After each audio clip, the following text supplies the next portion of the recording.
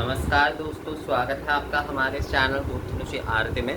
दोस्तों आज जो है सीता नवमी के बारे में बात करेंगे, सीता नवमी के पूजन के बारे में। क्योंकि वैसे तो हम राम नवमी के बारे में बहुत जानते हैं, राम नवमी के बारे में हमें बहुत कुछ पता भी है, पर सीता नवमी के बारे में हम में से बहुत कम लोग ही जानते हैं कि सीता नवमी के पूजन भी जो है वो किए जाते हैं, यानी कि माँ सीता के जो है जयंती जो है वो भी मनाए जाते हैं। खासकर मिथिलांचल में, पूर्वांचल में जो है सीता नवमी काफ़ी जो है एक सुंदरता के साथ मनाया जाता है। वहाँ पर कई घरों में इनके विशेष पूजा होती है, कई मंदिरों में विशेष पूजा होती है। मिथिलांचल में तो खासकर अभी भी जो है सीता नवमी मनाया जाता है। मिथिलांचल में आज भी जैसे कि देखेंगे कि कई लोग वो कहते हैं वहाँ पर कि जय सीता मैया या फिर जय जानकी मैया, इस तरह से कहते हैं। तो इसे जानकी जयंती या सीता नवमी कहा जाता है, जानकी जयंती या फिर जो है सीता नवमी कहा जाता है। तो सीता नवमी के ये जो पूजन है इस बार जैसे कि 25 अप्रैल को जो है सीता नवमी है, सीता नवमी पूजन है। सीता नवमी व्रत भी कई लोग करते हैं। तो राम नवमी के जैसे कि पूजन व्रत आदि किए जाते हैं, तो सीता नवमी की भी जो है पूजन व्रत आदि जो है वो किए जाते हैं। अब सीता नवमी पूजा में हमें क्या करना चाहिए? देखिए, माँ सीता की पूजा जो है, जैसे हम लक्ष्मी पूजन करते हैं तो बिल्कुल जो है उसी प्रकार से ही माँ सीता की ही हम जो है पूजन करेंगे। तो आप इस दिन जो है माँ लक्ष्मी के भी पूजन आप कर सकते हैं इस दिन, या फिर जो है श्री जानकी रघुनाथ यानी कि माँ सीता की पूजा श्री रघुनाथ के साथ आप कर सकते हैं। मुख्यतः यही किए जाते हैं, लक्ष्मी नारायण पूजा या फिर जो है सीताराम पूजन जो है यह किए जाते हैं। तो लक्ष्मी पूजा के दिन जैसे कि मुख्यतः हम माता लक्ष्मी के पूजन करते हैं और साथ में हम श्री नारायण के भी पूजन करते हैं। तो बिल्कुल उसी तरीके से ही जो है, बिल्कुल उसी तरीके से ही जो है सीता नवमी के दिन भी जो है माता सीता की पूजन किए जाते हैं मुख्य रूप से, और साथ में प्रभु राम के भी जो है पूजन किए जाते हैं।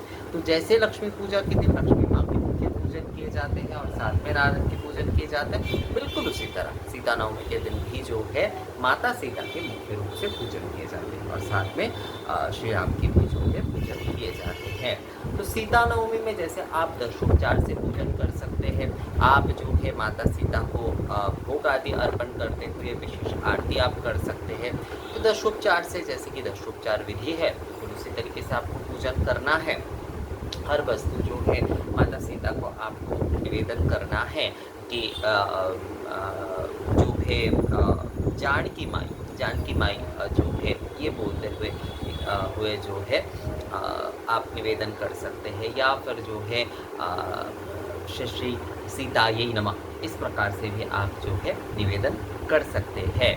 तो जैसे कि पाद्य, अर्घ, आचमनीय, अलंकार आदि और उसके साथ साथ सिंदूर आदि, गंध, पुष्प, धूप, दीप, नैवेद्य और उसके साथ साथ अनुवासन आदि, ऐसे 10 उपचार आदि से जो है आप माता सीता के पूजन जो है वो आप सीता नवमी के दिन अवश्य करिए।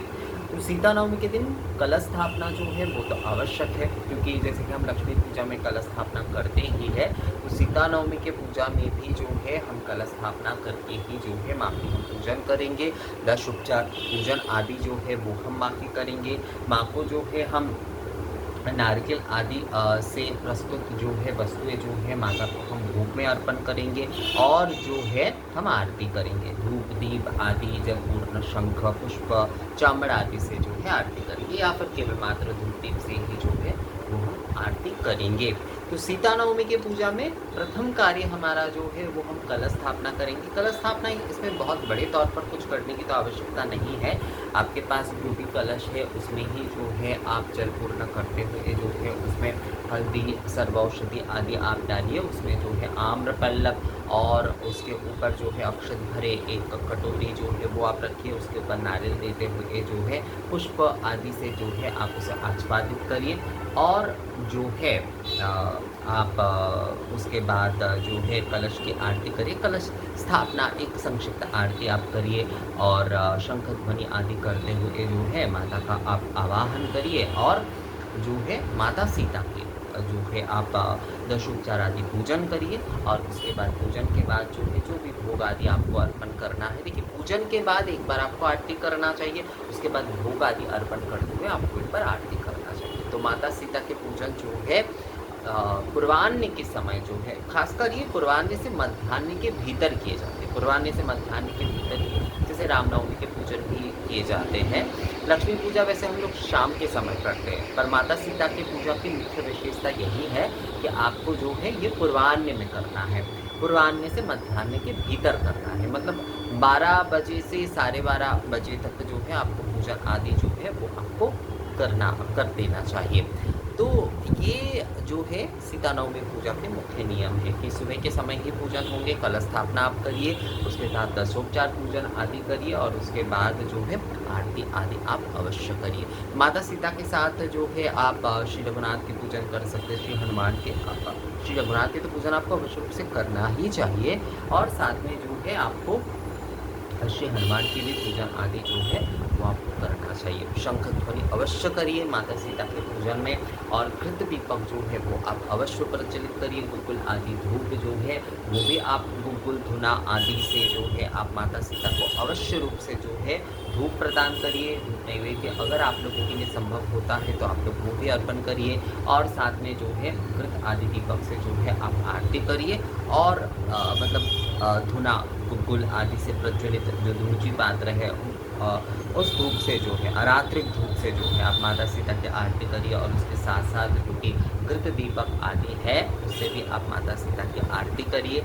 तो इस प्रकार से ही जो है आपको माँ सीता की जो है पूजन आपको सीता नवमी के दिन करना है। तो माता सीता के पूजन इस प्रकार सहज सरल विधि से कलश स्थापना करते हुए दशोपचार से आरती आदि के साथ जो है 25 अप्रैल को सीता नवमी के दिन जो है आप लोग करिए। तो ये वीडियो कैसा लगा आप लोगों को मुझे कमेंट्स करके ज़रूर बताइएगा। मेरे ये आप सबके